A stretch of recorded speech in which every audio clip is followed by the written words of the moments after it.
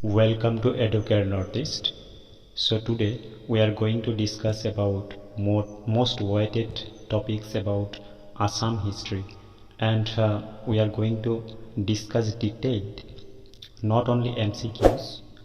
You can say it's about detailed analysis about Assam history.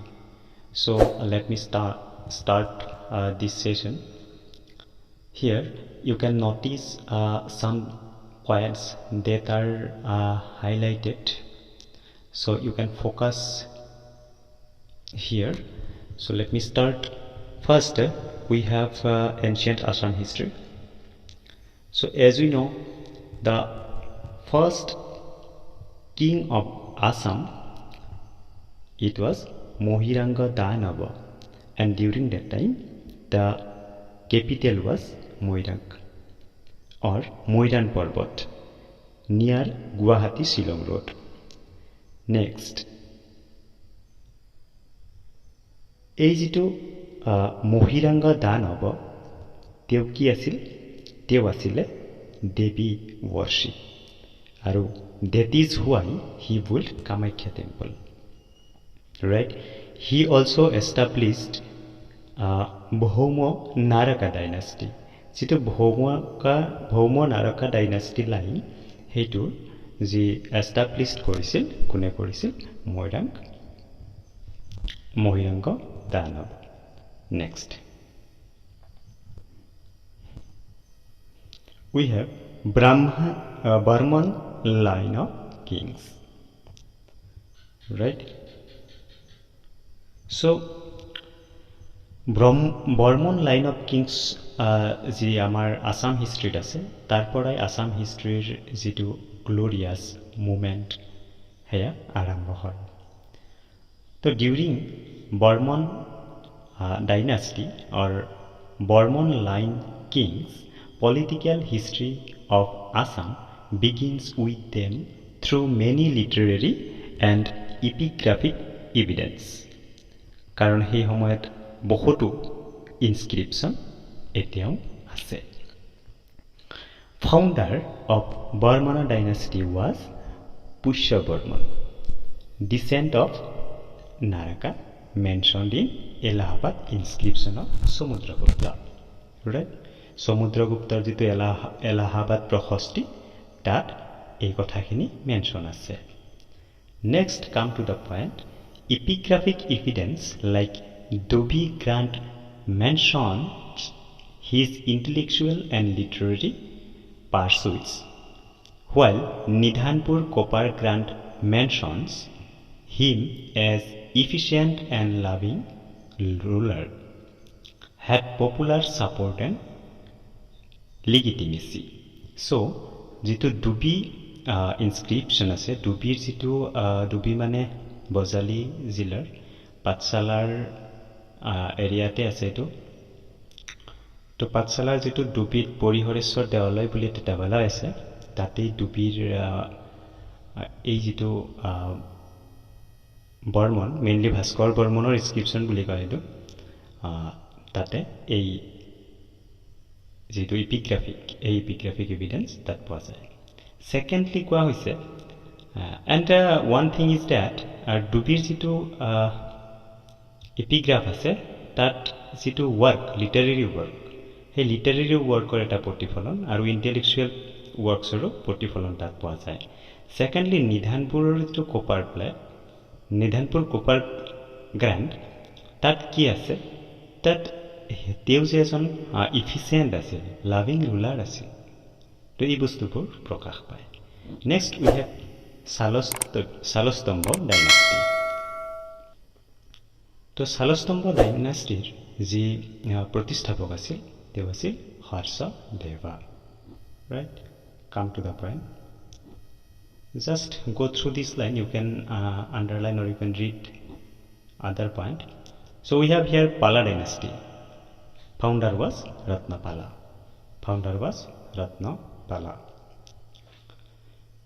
Most remarkable king of Pala dynasty. He gave the Bargaon grant, Soradbari grant and the Sualkusi grant.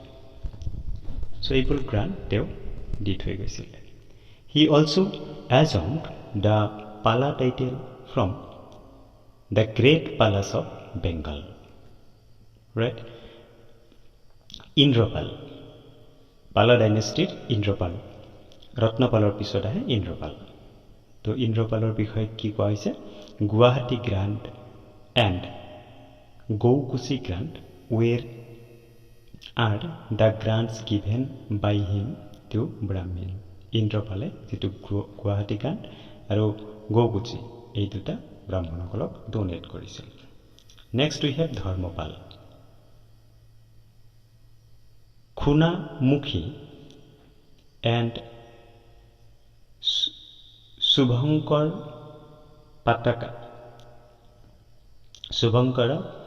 Pataka are the grant of Dharmapala. Right? Come to the point. Ambari stone inscription refers to one Somudrapala who could have been successor. Ambari stone inscription poa jay. So gradually এটা সময় যেনেকৈ প্ৰত্যেকৰে ডিসইন্টিগ্ৰেশন হয় পালা ডাইনেষ্টিৰ ডিসইন্টিগ্ৰেশন সময় আহে কাৰণবোৰ কি আছিল rise of powerful land holders cash payment was less viable decline of both intellectual and local trade these are the main reason caste system that was basically rigid Khan dynasty of Assam replaced the Pala dynasty in 12th century. Khan dynasty eta akromon ahisile tetia Pala dynasty durbal hoye ahe. Komata kingdom appeared. Gradually Komata kingdom ahi jay after Pala dynasty. In 13th century after the fall of Pala dynasty.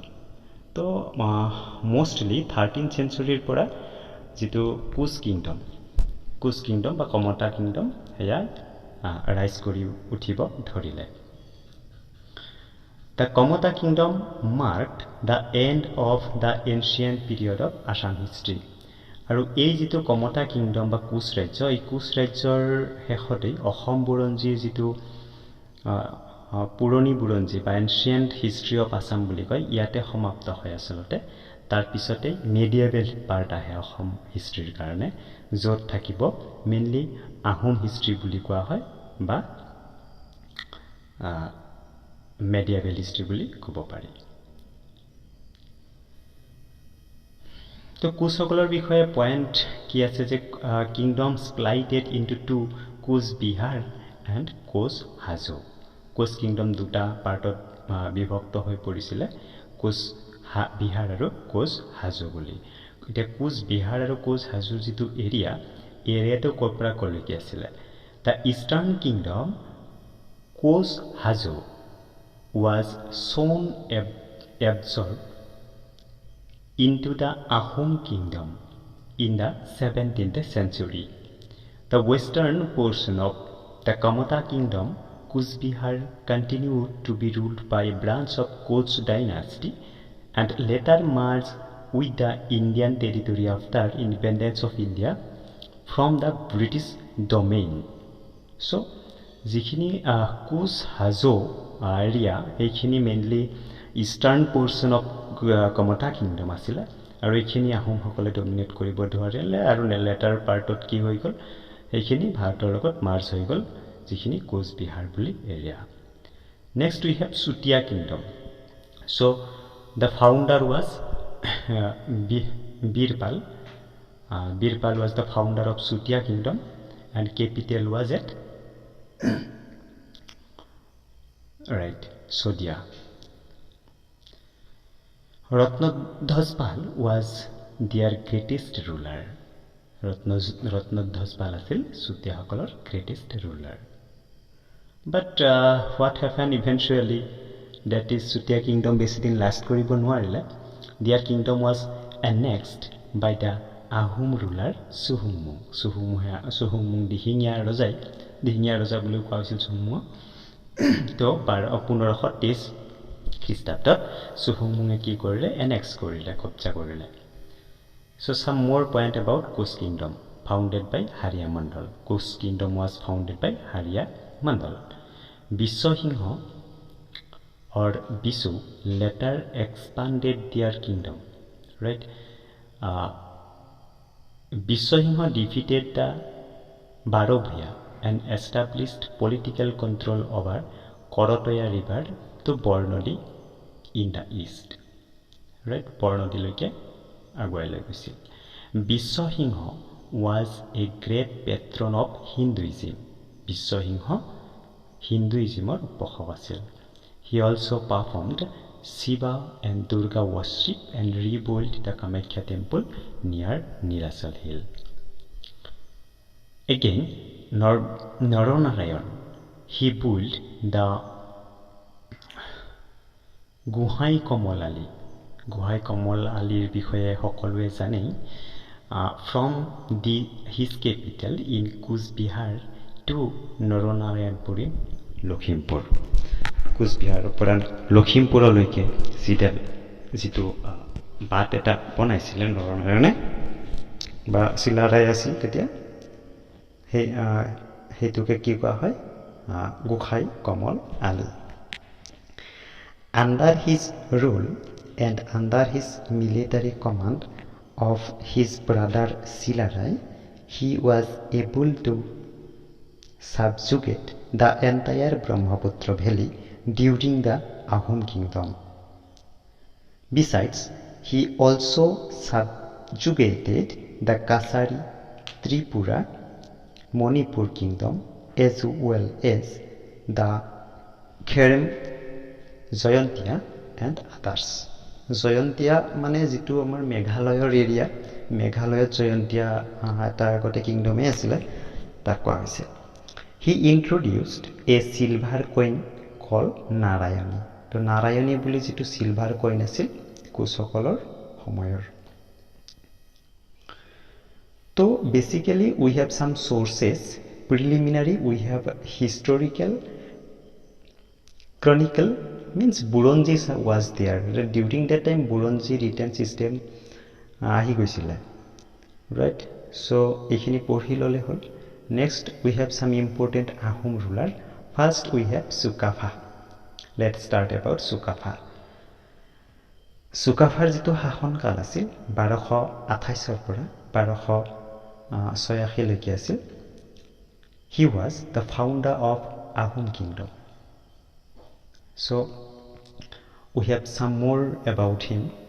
He is a Thai prince originally from Mongmao near Yunnan in People's Republic of China. China jitu Yunnan prodesh tare jitu Mongmaoৰ পৰাই তেওঁ belong কৰে, তাৰ পৰাই Sukafa আহে, right?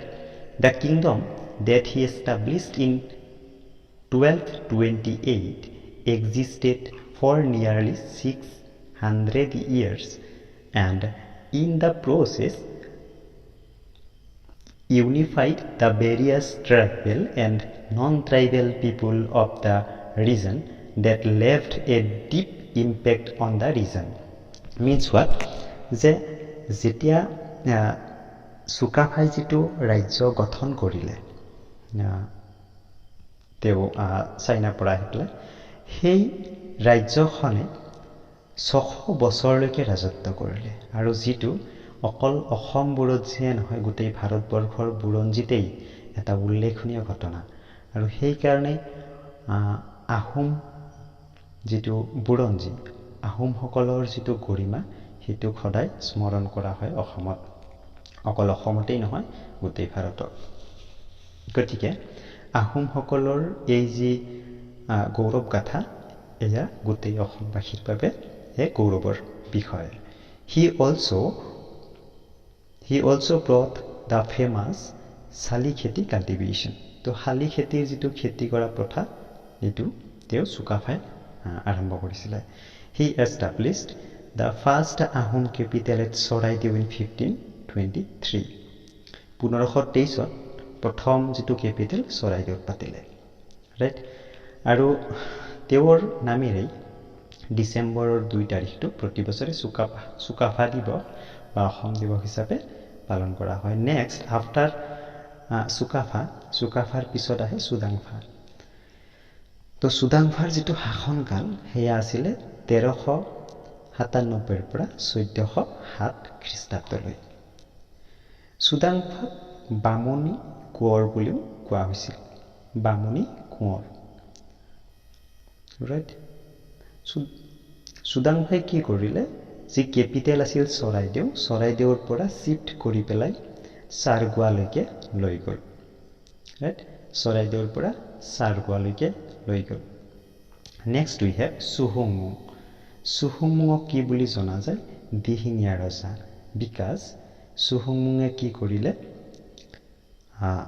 যেটো দিহিঙৰ পাৰত তেওঁৰ ৰাজধানী পাতি ল'লে right he was one of the most important Ahom king who ruled at the cusp of Assam's medieval history.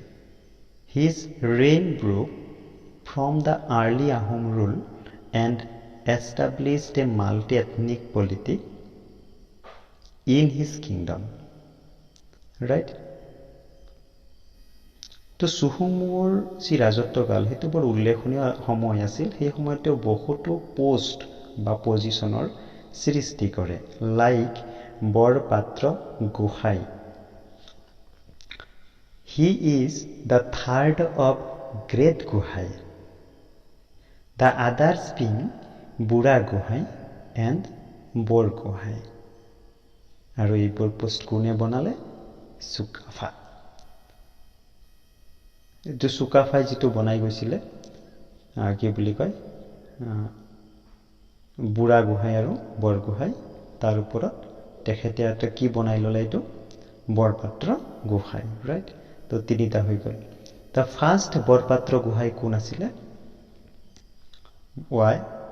was an Ahom prince brought up by a Naga chief right Sodia Khwa Gohai he looked after the Sodia region taken from the Sutias in 1523 to Sodia অঞ্চল আছিল Sodia region to Sutia সকলৰ আছিল বিশেষ কৰি আৰু হিয়তৰ পৰা যেটা annex কৰিলে তাৰ পৰাই Sodia Khwa Gohai এটা পদবীৰ সৃষ্টি কৰিলে মৰঙী খোৱা Gohain he looked after the lower Dhonseri taken from the Kasari এই যেটো কাছাৰী সকলৰ যিখিনি এৰিয়া আছিল লোৱাৰ খন হেৰি ভেলিৰ ওচৰা-ওচৰি সেইখিনিক শাসন কৰিবলৈ এটা পজিশন বনালে যাক মৰঙী খোৱা গোহাই কোৱা হ'ল he also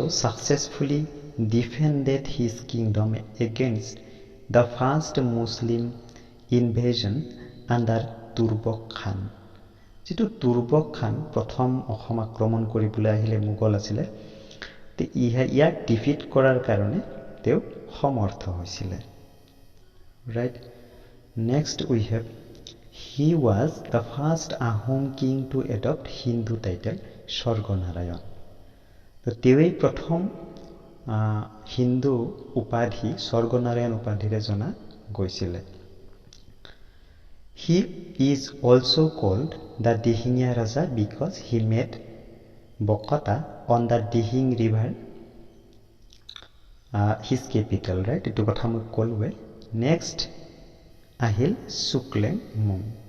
Suklengmungor jitu শাসনকাল hetu hol 1539 or পৰা 1552 চন. Established his capital at Gorgaon. Gorgaon teo rajdhani patile. And such he is also called the Gorgoya Raja. Gorgoya Raja বুলি কিয় কোৱা হ'ল যে তেও ৰাজধানী শিফট কৰিলে গড়গাঁওলৈকে During his reign Madhav Dev and Shankar Deva's son-in-law Hori were captured and Hori was executed which precipitated the departure of Shankardeva from the Ahom kingdom.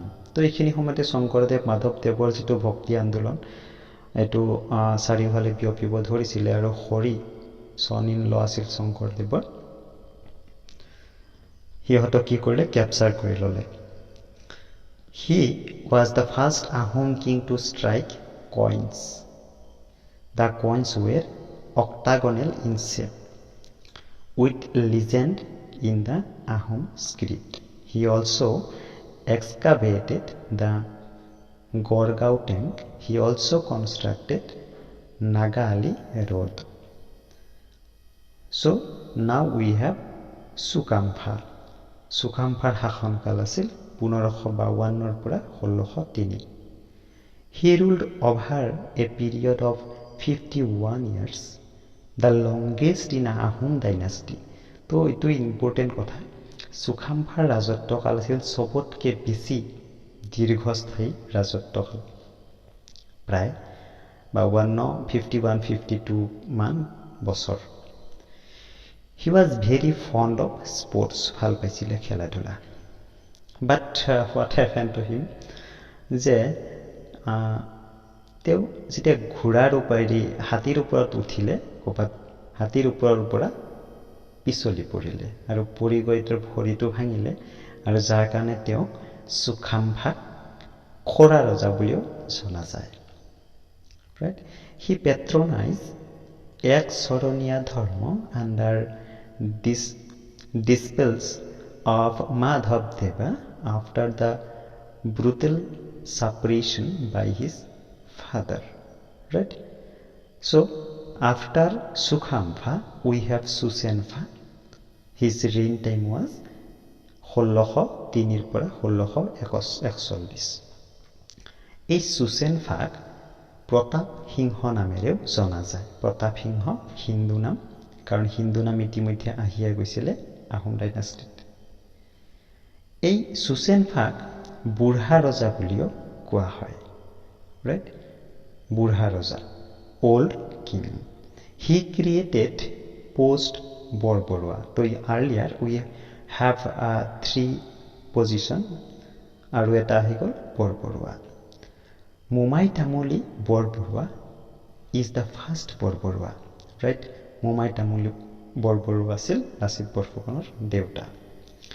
He made extensive changes in the pike system. The pike system or jitu brihot poriborton eikhini homoyte loi ahile. Under him, the Treaty of Osuror Ali was signed between Mughal Fauzdar Alahyar Khan and the Ahom commander Momai Tamuli Borborua. Borborua actually eta podobi to ki asil commander post asil dangor post eta. According to the treaty, the boundary between the Mughals and Ahoms was fixed on the Bornodi river in the northern bank of the Brahmaputra river and the Osuror Ali in the southern bank, believed to be the Rajgor Hill or Rajgor Road in Guwahati. He also created the other posts like Rohial Borwa, Zagial Gukhai, Kazali Mukhia Guhai because of his original capability, political acumen and his wisdom. He also known as Buddhi Sargonarayan, right?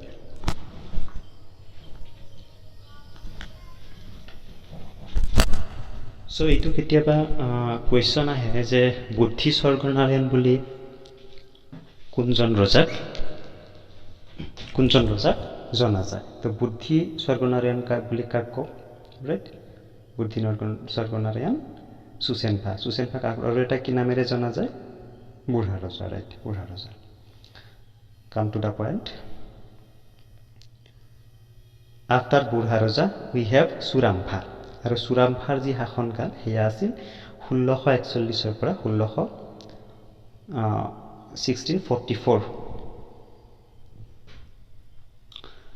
তো এই যে Suramphar ভগা ৰজা বুলি কোৱা হয় কিয় due to his moral disposition which he was severely lacking.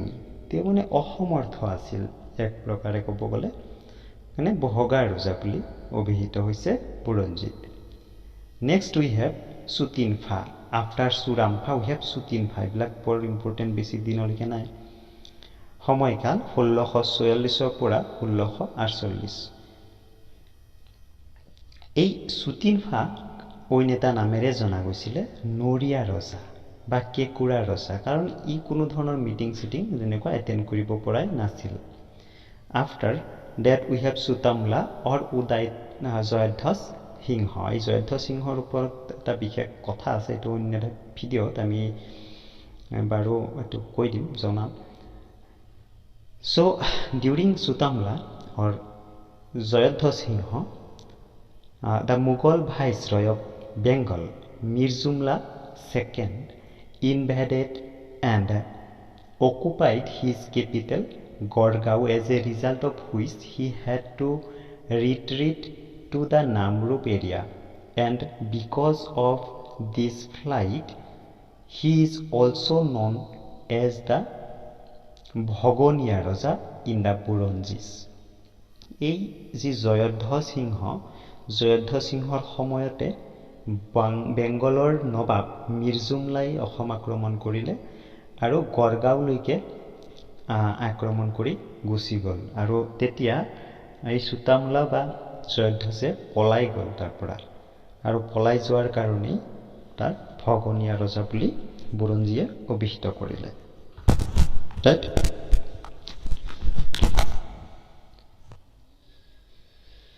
The Treaty of Ghilazari Ghat Tipam was signed between the Ahom and the Mughal force by the Mir Jumla on January 23rd, 1663.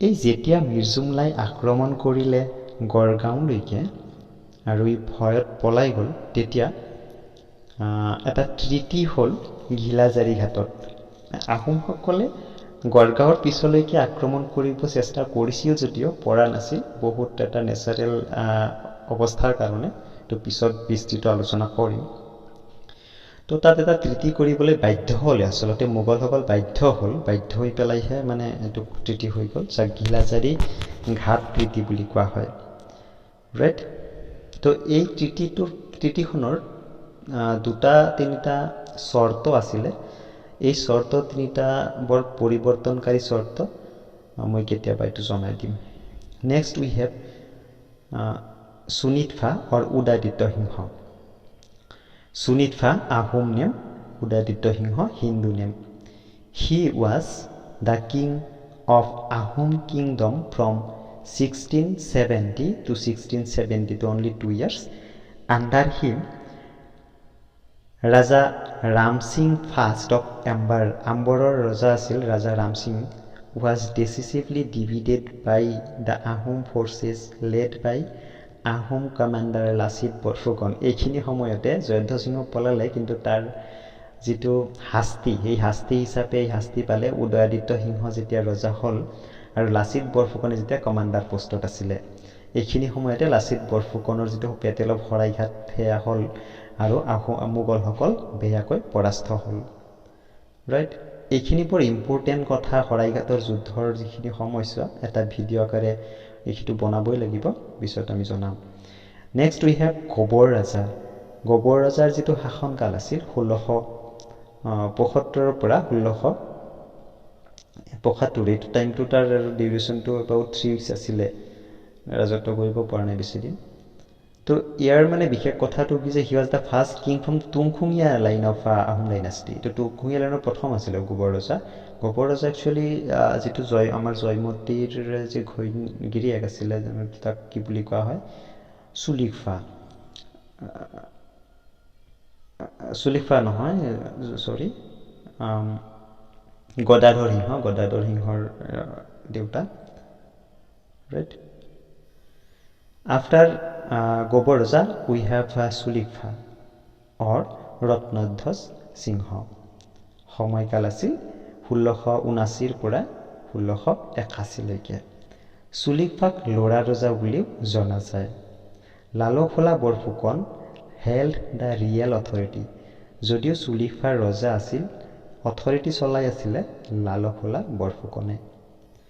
Next important we have Gadadhar Singh or সুপাতফা। সুপাতফা or Gadadhar সিংহ সময়ছোৱা 1681 পৰা 1696।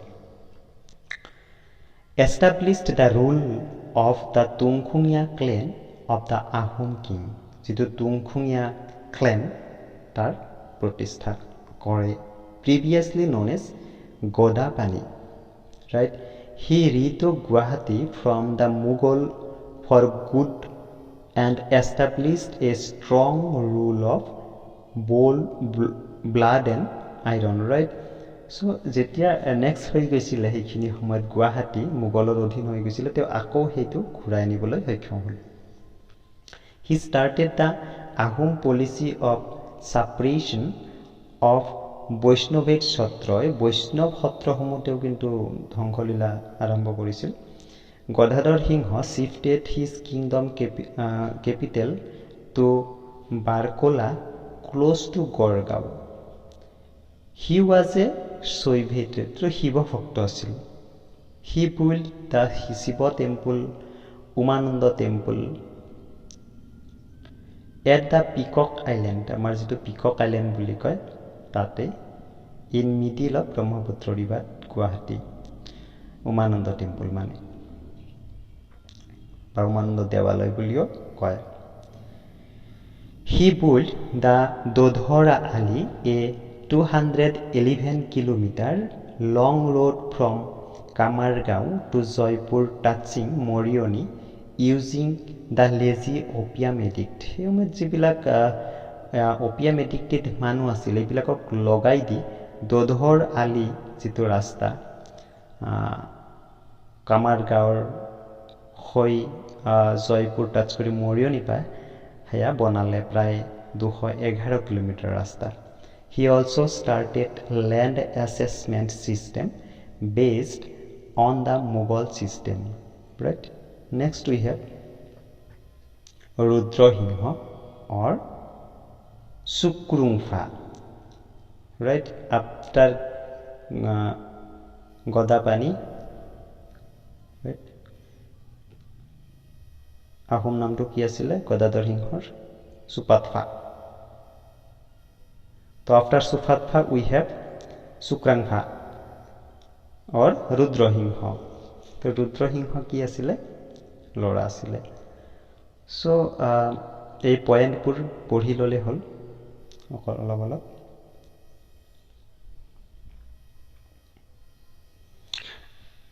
Architecture in honor of, এইটো importantly এইখিনি চাব লাগিব, যিটো আমাৰ কি Joysagar tank, এই জয়সাগৰ টেংকটো বনাইছিলে ৰুদ্ৰসিংহই। ৰুদ্ৰসিংহ গদাপানীৰ ল'ৰা আছিল, মানে জয়মতীৰ ল'ৰা আছিল, গতিকে জয়মতীৰ মাক হিচাপেতো ভালকৈ চাবই নাপালে। সেইটো ঘটনা এটা আছিলেই, জয়মতী গৌৰীৰ যিটো ঘটনা সেইটো আমি হিষ্ট্ৰীয়ে বহুত কথাই কৈ গৈছে। গতিকে নিজৰ মাকৰ স্মৃতিত কি কৰিলে, তেওঁ জয়সাগৰ টেংক বনালে, যিটো India's largest man made tank হয়, যাৰ এৰিয়া 318 একৰ। ৰাইট? তো এইবিলাক বহুত এটা হাৰ্ট টাচিং মেটাৰ সেই সময়ছোৱাত, আৰু আজিও আমাৰ অন্তৰত এই কথাবোৰে স্থান পায় আৰু এইবোৰে পাই থাকিব। In 1703 he built the Ranganath temple near the Bordua or main gateway on the way from Joysagar tank to the Tolatal Ghar. He also made Namdang stone bridge of Gaurihagar. Gaurihagaror jitu Namdangor hilor haku teo বনাইছিলে। Right? So spelling দুই এটা ইফাল সিফাল কেতিয়াবা হ'ব পাৰে, গোটেই PDF-খন আছে যেতিয়া চাই ল'বা। নেক্সট উই হেভ শিৱসিংহ, যাক বৰ ৰজা বুলিও কোৱা হয়। He also forced the Sudra Satras like the Muamorias to follow Durga worship that alienated them and eventually caused the Muamori rebellion. একটু কি কৰিলে একচুৱেলি যিহেতু এই যিটো ক্লেন আছিলে ৰুদ্ৰসিংহ শিৱসিংহলৈকে শিৱৰ ভক্ত আছিলে, গতিকে যিখিনি সত্ৰৰ মানুহ আছিলে ইহঁতক কি কৰা হৈছিলে, যিটো দুৰ্গা দেৱীক বা শিৱক ফলো কৰিবৰ কাৰণে ফ'ৰ্চ কৰা হৈছিলে, আৰু এইটোৱে কি কাৰণ হৈছিল, মুৱামৰীয়া বিদ্ৰোহৰ কাৰণ হৈ পৰিছিলে। He obeyed his father's injunction and became a disciple of Krishnaram Bhattacharya, the Shakta priest from near Navadip in West Bengal. নৱদ্বীপটো হৈছে পশ্চিমবংগৰ যিটো নদিয়া জিলাৰ এখন ঠাই এটা, য'ত চৈতন্যদেৱৰ মানে ধৰ্ম প্ৰচাৰৰ এটা স্থান হিচাপে লোৱা হয়। তাৰ পৰা আহিছিলে এইগৰাকী শাক্ত প্ৰিষ্ট কৃষ্ণ ৰাম ভট্টাচাৰ্য, আৰু দেউতাকে কৈ যোৱা কথাষাৰ সাৰোগত কৰিয়ে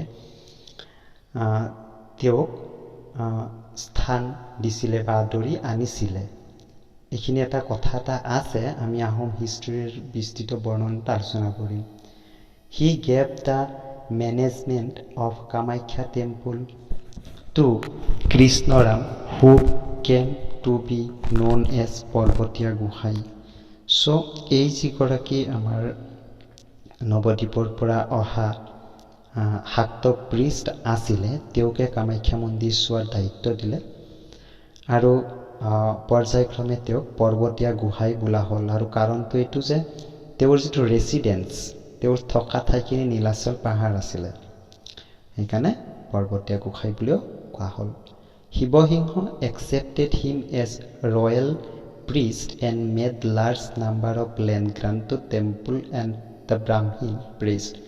So শিৱসিংহৰ কি কৰিলে, তেখেতক তেওঁলোকৰ যিটো কুলগুৰু বুলি কোৱা হয়, তেওঁলোকৰ কুলৰ বা জাতিৰ প্ৰিষ্ট বনালে, আৰু বহুত ব্ৰাহ্মণক উপহাৰ দিলে, বহুত কিবা লেণ্ড এইবোৰ। The chief public works were the construction of the High Ali and the tanks and the temples at Gauri Sagar, Shivasagar and Kolugao, Hibodol, Vishnudol and Devidol. এইবিলাক তেওঁৰ কনষ্ট্ৰাকশ্যন আছিলে শিৱসিংহৰ, শিৱদৌল, বিষ্ণুদৌল, দেৱী দৌল, এই তিনিটা বিশেষকৈ। ডিউৰিং হিজ ছেকেণ্ড ৱাইফ, আমি জানো শিৱসিংহৰ দুগৰাকী আছিলে। Second wife Borraja Ambika's rule at Sivasagar tank, Borpukhuri situated within the heart of Sivasagar town was ডাগা।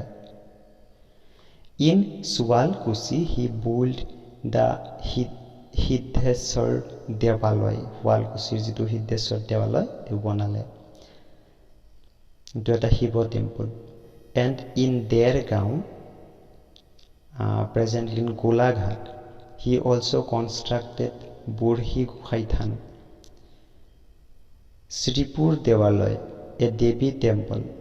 Kali Devalaya, Kali temple. Jaypal থান, বাসুদেৱ দেৱালয় ইন নলবাৰী, এনেকুৱা বহুত কনষ্ট্ৰাকশ্যন তেওঁ কৰি গৈছিলে।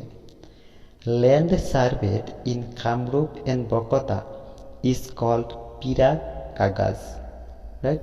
চ' after Sivasingha we have Pramatta Singha, Ahom name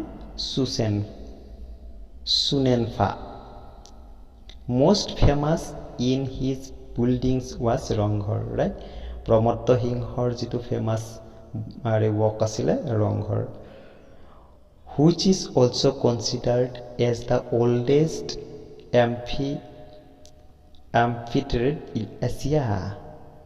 Important kotha.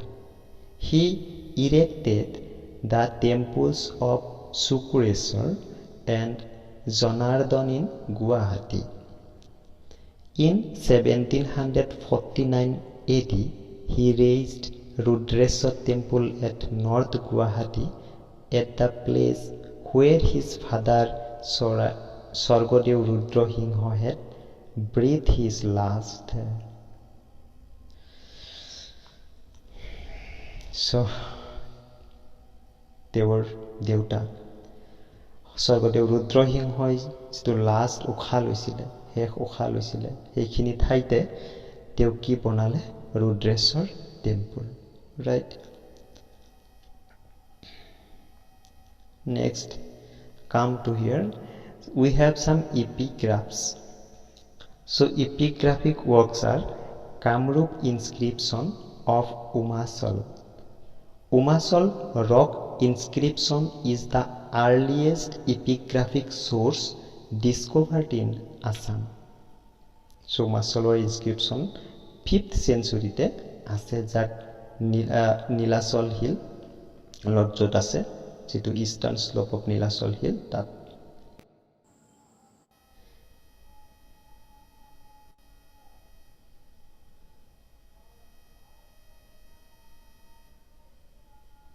Next, Nagazari. The Nagazari Khanigargaon rock inscription is the 5th century land grant discovered in the Nagazari area of Golaghat district. The artifact is fragmentary with inscriptions in Sanskrit written in the eastern variety of the Brahmi script. In style, language and script, the inscription is very similar to the Umasal and Barganga rock inscription. This is the only inscription among the Kamrup inscription that distinguishes between Bo and Wabo. Kanai Borosi inscription. এবিলাক অসমীয়া সাহিত্যৰ একোটা উপাদান আৰু উপাদান মানে source হয় যৰ পৰা সমলবোৰ পোৱা গৈছে this inscription records the construction of the Turk led by Muhammad Bakhtiar Khilji who invaded Kamrup in 1206 AD but his army was defeated by the Ahom ruler or rulers of Assam. Right? So we have here Rajeshwar Singha or Surempha. Jitu lota kata rong or tipar cutting battle buli koa hoy Rajeshwar Singhar dinot hoy. This battle was fought on the request of Manipuri king Joy Singha, who was deposed by the Burmese, who installed their own puppet ruler in Manipur. This resulted in extreme hardship under Horanath Senapati Phukon. During this period, Sekeri Pheti Buronji was written by Nomali Borgohai, right? His burial was based on Brahmanic rituals, which was followed by most of his successors. This represents further entrancement of Brahmanic culture into Ahom court and society. Next, come to here pike system. Pike system was a type of covert labor system on the Ahom king of medieval Assam. So pike derived from Sanskrit Padotika meaning foot soldier, right? It originated in Southeast Asian countries. right? Next, তো কোনে কৰিছিলে এই পাইক সিস্টেমটো?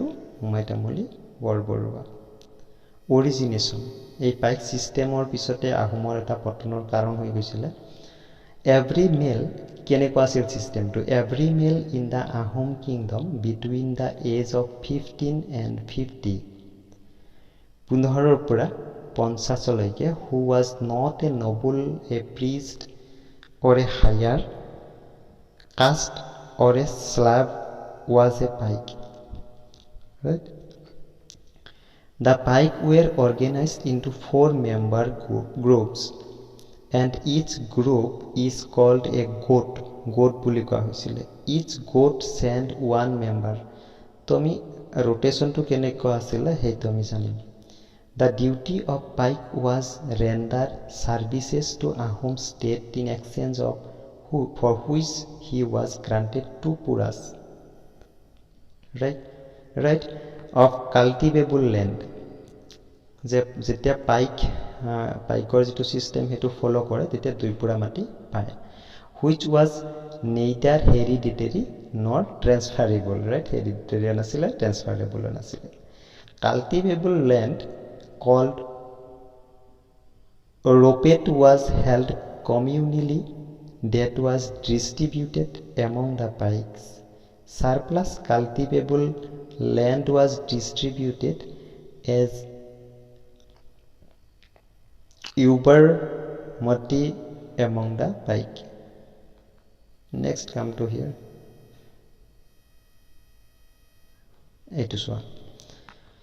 The pike in a khel were organized under a gradation of officials who commanded a set number of them. They were Bora 20 জন পাইকেৰে Bora post, Saikia 100 পোষ্টেৰে, হাজৰিকা 1000 পোষ্টেৰে, 1000 পাইক য'ত আছে তাৰ কণ্ট্ৰোল কৰা মানুহজনক হাজৰিকা, 100 য'ত আছে পাইক তাক কণ্ট্ৰোল কৰা মানুহজনক শইকীয়া, তেনেকৈ 6000ক ফুকন, 6000 পাইকক কণ্ট্ৰোল কৰা জনক ফুকন, ৰাইট? এই ৰাজখোৱা মানে গভৰ্ণৰ টাইপ, অৰে বৰুৱা সুপাৰিনটেণ্ডেণ্ট, যেটো সুপাৰিনটেণ্ডেণ্ট থাকে তেনেকুৱা এটা, each of whom could commanded between 2000 and 3000 পাইক, right? Next we have Moamoria rebellion. তো ইয়াৰ পাইকৰ পৰাই মোৱামৰীয়া ৰিবেলিয়নৰ কাৰণ হৈ গৈছিলে। মোৱামৰীয়া ৰিবেলিয়ন ষ্টাৰ্ট হৈছিলে 1769 পৰা 1805।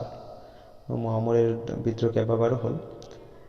Was the 18th century conflict between the Moamorias, who were mainly Motoks, Sutia and Moran, and Kasaris, adherent of the Moamora Hotro and the Ahom kings. This led to widespread popular discontent against the Ahom king and the noble, and to 2 periods in which the Ahom king lost control of the capital. Retaking the capital was accompanied by a massacre of subjects, leading to a steep depopulation of large tracts. About 1/2 of the population of the kingdom perished and the economy was totally destroyed. Right? ধ্বংসৰ কথা আছে আৰু ইয়াত। The Ahom kingdom was weakened after they emerged from the rebellion. The weakened Ahom kingdom fell to a Burmese invasion, in which ultimately led to colonization by the British. So, ঘটনাটো হৈ গ'ল যেতিয়া দুৰ্বল পৰি গ'ল লাহে লাহে আহোমসকল, সেইখিনি সময়তে বাৰ্মিজসকলেও আক্ৰমণ কৰিলে বৰ্মাৰ পৰা, আৰু সেই সুবিধাতে ইংৰাজেও কলনি এষ্টাব্লিছৰ সুবিধা লৈ ল'লে। আৰু এইটো এটা ডাঙৰ বাৰ্মিজ ইনভাজনৰ আৰু ইংৰাজৰ যিটো কনফ্লিক্ট, আৰু ইফালে আহোম সাম্ৰাজ্য। চ' কাৰণবোৰ কি আছিলে? কাৰণবোৰ পঢ়ি ল'লে হৈ যাব এইখিনি consequence মানে what was the consequence of the end of Ahom kingdom, the end of the pike system.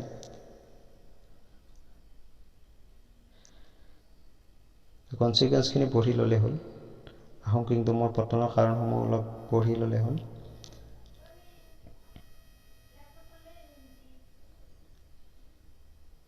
তো মেডিয়েভেল আসাম হিষ্ট্ৰীত আমাৰ এই মোৱামৰীয়া ৰিবেলিয়নৰ ঘটনাৰ পৰা আমি এইটো ক'ব পাৰোঁ First phase Moamoria rebellion.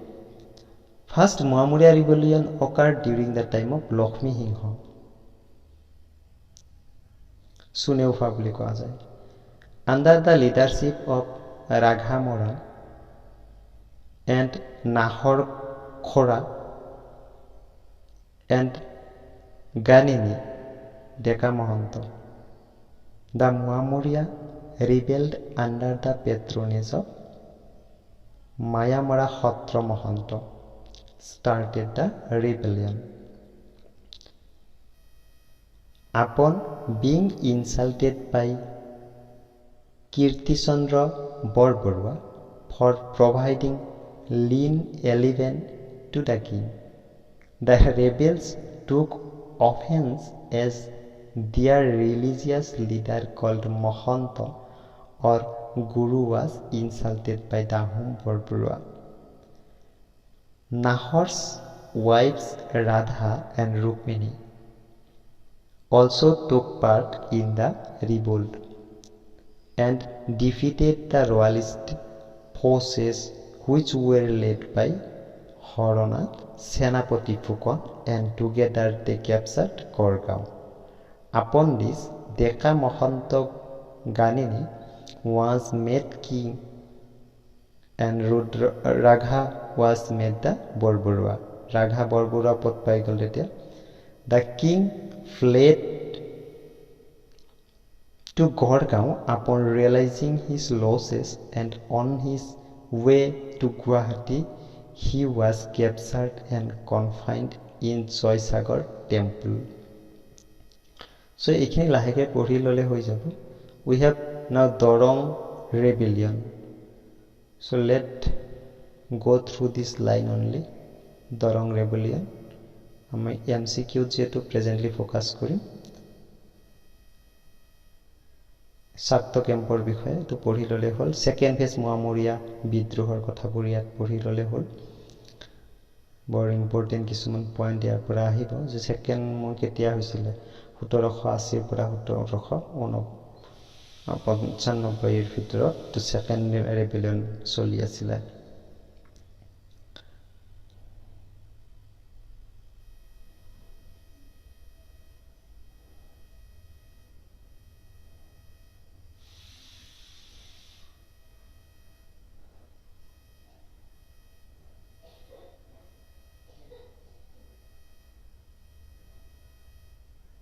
Third phase তো সেই বিদ্ৰোহৰ তিনি লাষ্ট পৰ্যায় আছিল একচুয়ালি থাৰ্ড ফেজটো ৰেইন অফ কমলেশ্বৰ সিংহ এটি কি হল the Dundiya revolt in Kamrup took place under the leadership of Haradatta Choudhury and his brother Biradatta along with Barkandaz force occurred in Kamrup. It was suppressed by Kalia Bhomora Borfukon or Kolia Bhomora Borfukon, who was later awarded the title Pratap Pallab by the Ahom ruler. It means Belarus.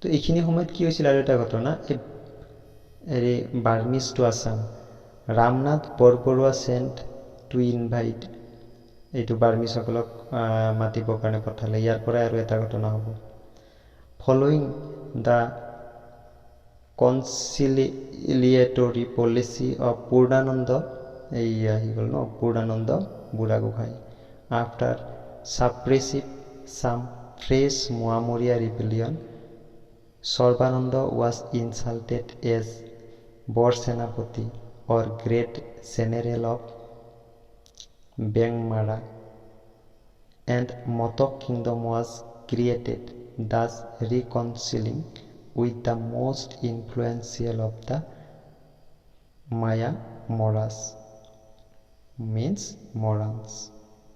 It was declared to be the autonomous territory between river Buridihing and Brahmaputra. So, Burmese সকল to ultimately আহিয়ে পৰিল পিছত invitation. There were Burmese invasion. তো Burmese সকল আহি পেলাই পিছত কেইবাবাৰ আক্ৰমণো কৰিলে. There were 3 Burmese invasion. 3 বাৰকৈ Burmese সকলে অসম আক্ৰমণ কৰিলে. যাক আমি মানৰ অসম আক্ৰমণ হেতু আৰু ভয়ানক আছিলে. তো প্ৰথম যেটো আছিলে মান মানে Burmese আৰু এইবিলাক. That occurred between 1817 and 1826. During this time, Kingdom of Assam came under control of Burma. 1821 পৰা 25 লৈকে বাৰ্মাৰ কন্ট্ৰলটা আহি গৈছে. Ultimately, locally, this period is called মানৰ দিন. এইখিনি সময়কে মানৰ দিন বুলি কোৱা হৈছিল by the indigenous Assamese people and Shahi Taret to ki 7 years to spelling to beleg hei jen lagise in Moitie. So first invasion or the great Delug under Chandrakanta Singha. It is Chandrakanta Singha সময়ত প্ৰথম এইটো ইনভাজন হ'ল. First invasion happened in 1817 on the request of Bodon Chandra. Bodon Chandra আনিলে invite কৰিলে to Burmese king Badwapaya. Hemo Ideo and heavy war indemnity of 1 lakh to Burmese was given as a part of war booty after the Ahom king lost war. তো সেই যুদ্ধখন নিজে নিজৰ মাজত লগাই ললে আৰু সেই যুদ্ধৰ কম্পেনসেশন হিচাপে এইখিনি বিচাৰিলে. Thus, Bodon Chandra Borphukon was insulted as Mantri Phukon and Purnananda Borgohai was executed. Later, Bodon was assassinated by one Rup Singh. Second invasion হল 1819 2 বছৰ. It occurred during Purandar Singha's reign. Purandar Singhৰ শাসনৰ সময়ত second invasion হল এই Burmese সকলৰ. Under command কেইটি আছিল কাইমিঙি আলম্বিকি Borgohain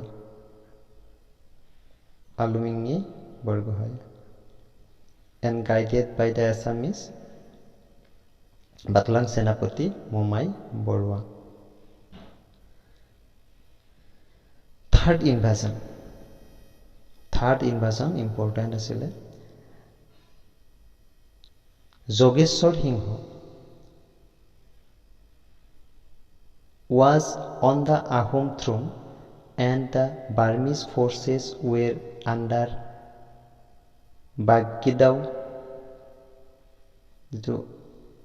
Badapaya had died some years back.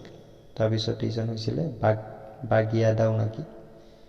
A Burmese general called Patalang Nambilakwaru had stayed back after the second invasion, developed sympathy for his homeland and started anti-Burmese activities by constructing a fort in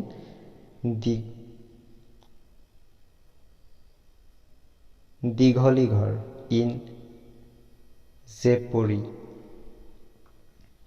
The Burmese got an inkling about such strategic moves and decided to invade for the second time. Final battle was fought between Ahom forces led by Chandrakanta in Assam Soki in June 1822. Having been routed in this battle, the Ahom monarchy was almost extinct and Ahom became a part of Burmese Empire. The British, upon realizing the expansionary intention of the Burmese, declared war on them. On 5th March, the Burmese war ঘোষণাই কৰি দিলে 1824 under the overall supervision of Lord Armhurst, right? যেতিয়া governor general আছিলে Lord Armhurst. Subsequently, Yanda Treaty আহি গ'ল, right? ইংৰাজসকলে এটোৰ সুবিধা লৈ আছিলে আৰু তাৰে ভিতৰত ইংৰাজসকলকো মাতি অনা কিছুমান আমাৰ এই বদনহতৰ নিচিনা মানুহ সোমাই গৈছিল. So now we have Treaty of Yandabo. কেতিয়া হৈছিল? 24 জানুৱাৰী 1826. এগ্ৰিমেণ্টবোৰ কি আছিলে? বাৰ্মিজ এগ্ৰিড টু এগ্ৰিমেণ্টবোৰ আছিলে cede to British Assam Manipur Arakan, মানে হেৰি আৰাকান মিন্স এইটোৱে, এইটো যিটো Arakan valley Myanmar area, and the Teninthai coast south of the Salwan River. Cease all interference in Kasar and Jayantia Hill. Play an indemnity of £1 million sterling in 4 installments. Allow an exchange of diplomatic representative between Abha and Calcutta. Sign a commercial treaty in due course. বিলাক আছিল কি ইহঁতৰ Burmese সকল এইবিলাক ট্ৰিটিত agri হৈছিলে. So পিছলৈ কি হ'ল? বাৰ্মিজ সকলৰ ৰুল হ'ল in the year 1838 Moniram Borua, who was the first chronicler of Jorhat, wrote the book Buronji Vivek Ratna. It is Buronji Vivek Ratna kune likhisil? Moniram Borua, which vividly described the large-scale and indiscriminate massacre carried out by the Burmese upon many innocent Assamese people.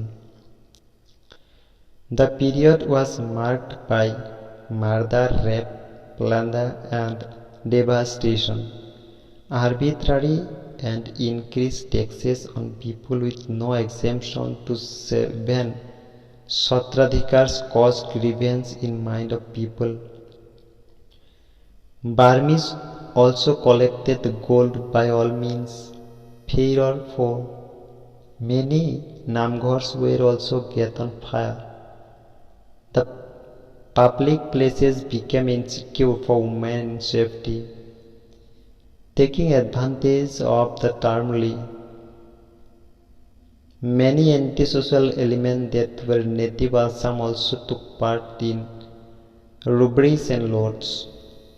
Right? এনেকুৱা ঘটনাবোৰ হ'ল আৰু the imperialist maneuver of British in Assam, ইহঁতৰ এন্ট্ৰিবোৰ. So এইখিনি পঢ়ি ল'লে হ'ল অকণমান.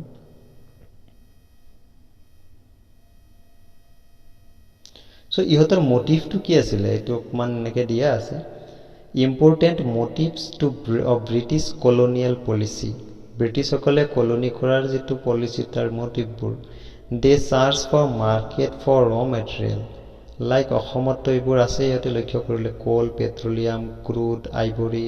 অসম উন্নত এতিয়াও হয়. চ' ইহঁতৰ চকু পৰিল এইবোৰত. Growth in spirit of nationalism, imperialism or political supremacy. Industrial revolution. Industrial.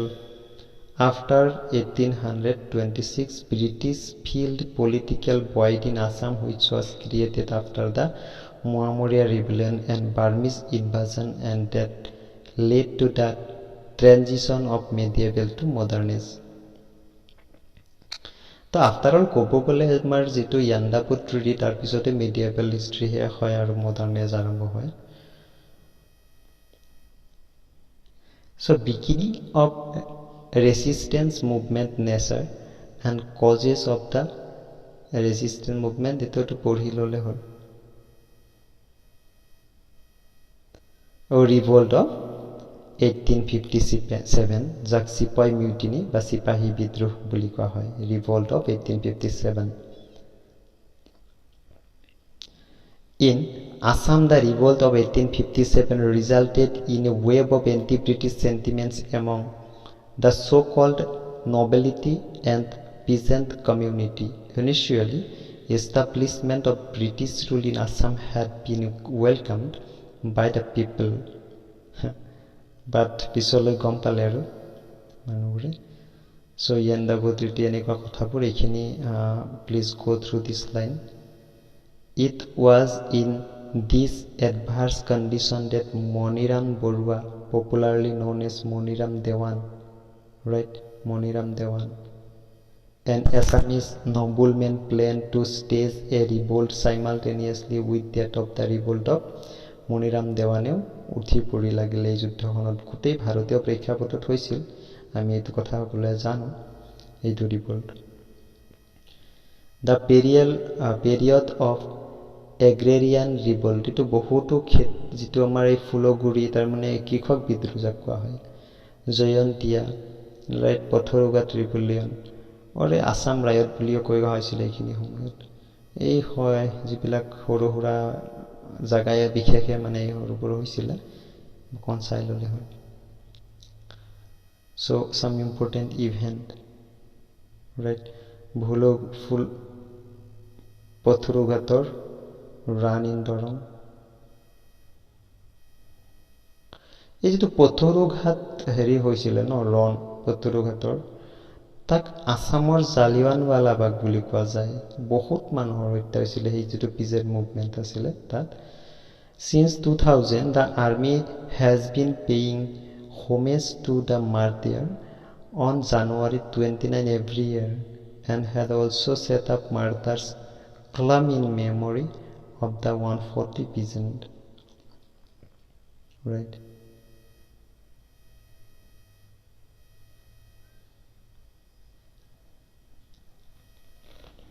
So, আমি এইখিনিত বিশেষকৈ হিষ্ট্ৰীৰ হেৰিখিনি আহিছিলে আমাৰ যুদ্ধ বিগ্ৰহৰ যিটো মেটাৰ. তাৰপিছতে আহে আমাৰ এছামিজ লিটাৰেচাৰৰ কথা. চ' এছামিজ যি লিটাৰেচাৰ তাৰ পেৰিয়ডটো কেনেকৈ ভগোৱা হয়, ভাগ কৰি লোৱা হৈছে যে আমাৰ আৰ্লি এছামিজ পিৰিয়ড, যাক আমি প্ৰি বুলিও ক'ব পাৰোঁ, pre Assamese period 16 to 15th century. Middle period to 17th to 19th century AD, and modern Assamese literature 19th century onward. তো চৰ্যাপদসমূহ, এইটোৰ বিভিন্ন প্ৰশ্ন হয়. চৰ্যাপদসমূহেই হৈছে অসমীয়া সাহিত্যৰ আটাইতকৈ পুৰণি উৎস. 1500ৰ পৰাই পাওঁ আমি, যিটো ইতিমধ্যে উল্লেখ কৰি আহিছোঁ. কানাই পৰখি বোৱা ইনস্ক্ৰিপশ্যনৰ কথা কোৱা হৈছে.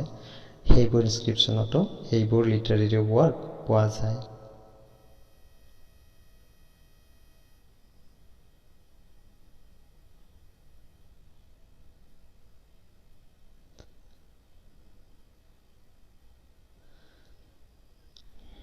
চৰ্যাপদসমূহ কি, এইটো পঢ়ি ল'লে হ'ল অকণমান. Next, pre Vaishnavite area. বৈষ্ণৱৰ হেম সৰস্বতী. প্ৰি বৈষ্ণৱেট এৰিয়াত কি হ'ল, কি ৰচনা হৈ গ'ল? হেম সৰস্বতীক কি ৰচনা কৰিলে? প্ৰহ্লাদ চৰিত. He was court poet under patronage of Kamatapur king দুৰ্লভ নাৰায়ণ ৰজাৰ সময়ৰ যিটো ৰজাৰ কোৰ্ট আছিলে, কোৰ্টৰ পয়েট আছিল হেম সৰস্বতী.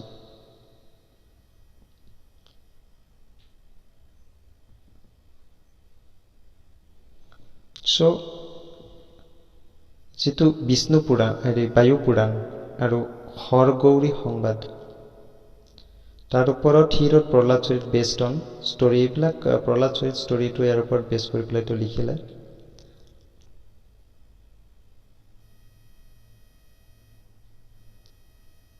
হৰিবৰ বিপ্ৰ another notable person court poet of Durlabh Narayan and Indra Narayan of Komata his work Bobru Bahunor Juddha based on Mahabharat aru Lobhakushor Juddha based on Ramayana provide the first dateable example of Assamese literature right eto monot rakhibologya kotha horibor bipror jitu bobru bahunor juddha aru lobhakushor juddha ei dutai ki bohon kore অসমীয়া সাহিত্যৰ যত মানে তাৰিখবোৰ mention হয় আৰু ভালদৰে next we have another personality Rudra Kandoli 13th century Rudra Kandolir he was well known poet 13th century and contemporary of like Horibor Bipro and Hem Saraswati he wrote short narrative poems based on the episode of Mahabharata সেইখিনি সময়ত ৰামায়ণ মহাভাৰতৰ খুব বেছি চৰ্চা আছিল আৰু তাৰ ওপৰত পুৰাণসমূহ তাৰ এইবিলাকৰ ওপৰতে বেদসমূহ এইবিলাকৰ ওপৰত বেছ কৰি ৰচনাৰাজি হৈছিল he translated episode of Dron Parva যেটো দ্ৰোণ পৰ্ব মহাভাৰতৰ relating to power of Satyaki called Satyaki Pravesa এইবিলাক কাম আৰম্ভ হৈছিল next we have এটো এটা জয়দ্ৰত বধ তা কাব্য কবিৰত্ন সৰস্বতীৰ জয়দ্ৰত বধ ৰাইট এইখিনি অকমান স্ট্ৰ্যাটেজিক্যালি পঢ়ি ললে হৈ যাব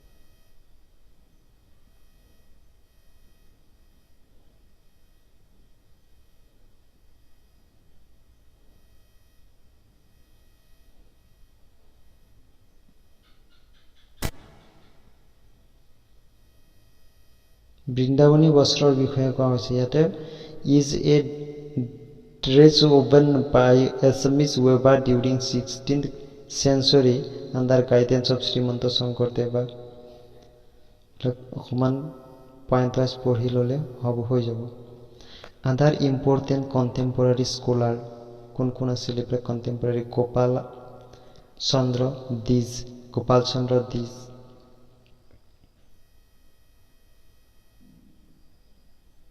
ভট্টদেৱ অসমীয়া গদ্য সাহিত্যৰ পিতৃস্বৰূপ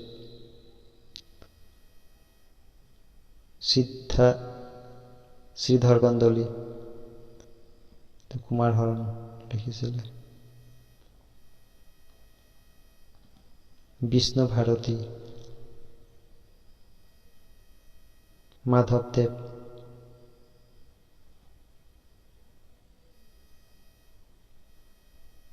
ঝুমুৰ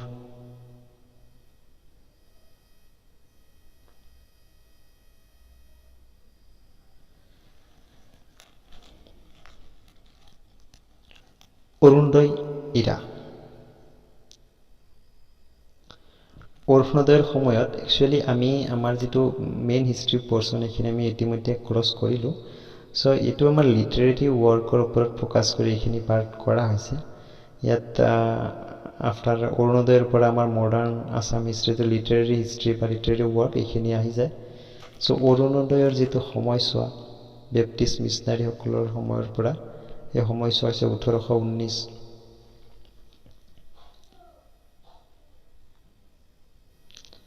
এইখিনি অকণমান পঢ়ি ল'লে হ'ল। নাথন ব্ৰাউনে প্ৰথম অসমীয়া গ্ৰামাৰ,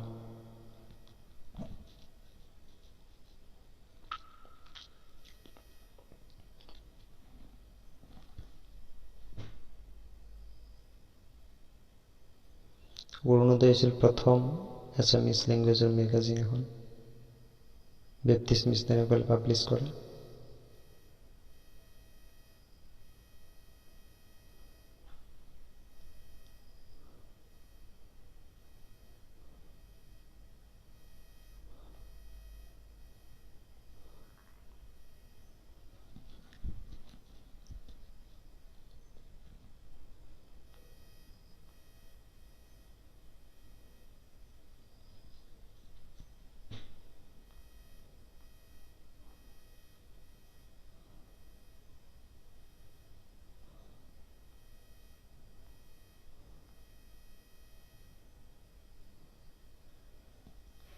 ৰোমান্টিক পিৰিয়ড, এইটো আমাৰ জোনাকী কাকতৰ পৰাই ৰোমান্টিক যুগৰ আমাৰ আৰম্ভণি হৈ যায়।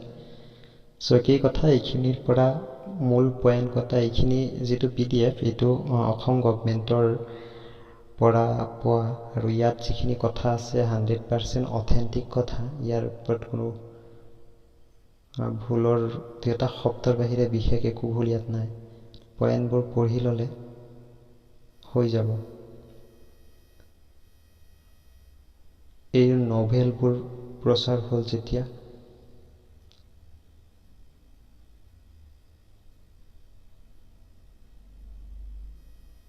পদ্মনাথ গোহাঁই বৰুৱা,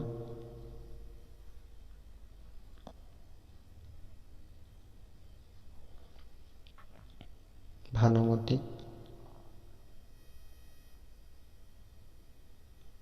ফাৰ্ষ্ট নভেল, লক্ষ্মীনাথ বেজবৰুৱা,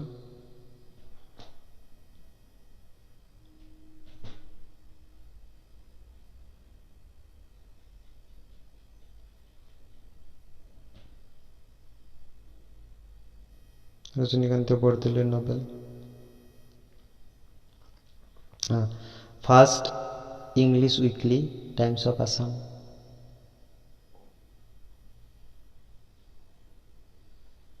ওঠৰশ 95।